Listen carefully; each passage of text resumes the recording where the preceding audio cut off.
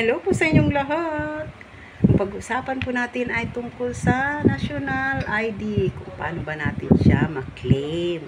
Ayan. At bago po natin ipagpatuloy, huwag kalimutan mag-subscribe, mag-like, share, and comment.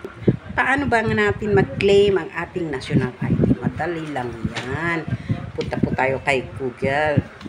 Tapos, i-type po natin yung Track National ID. At ang lalabas po sa site nila yung trackingpurpose.gov.ph. I-click po natin po yun.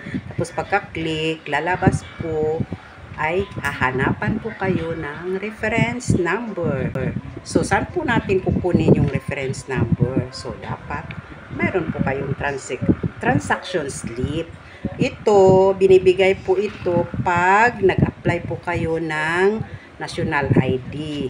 Sigurado nung nag-apply po kayo ng National ID, mayroon pong binigay ang PSA o Philippine Statistics Authority.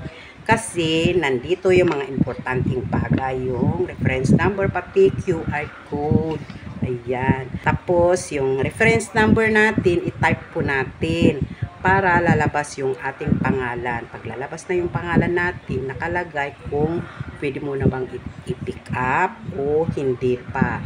Pag pwede mo nang i-pick up, ang lalabas, deliver. Ibig sabihin, pwede mo nang i-claim sa PSA. Pero kung hindi mo pa pwedeng i-claim, ang lalabas naman, ano? Ibig sabihin, hindi pa gawa ang inyong National ID. Tapos, pag deliver naman ang nakalagay, punta ka na ng PSA. Tapos, i-claim mo na yung National ID. At paano mo ba i-claim yung National ID? Ang dadalhin nyo lang po ito. Ito ulit. Kasi nandito yung mga reference number, QR code. Ayan. Kasi hindi po kayo hindi nila po ibibigay ang inyong National ID pag wala po yan. Kasi yan po ang kanilang pasihan.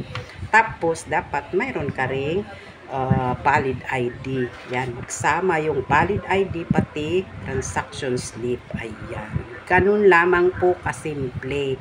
Hindi po pwedeng magpunta diretso sa PSA at i-claim mo yung National ID mo na hindi pa pwedeng i-pick up.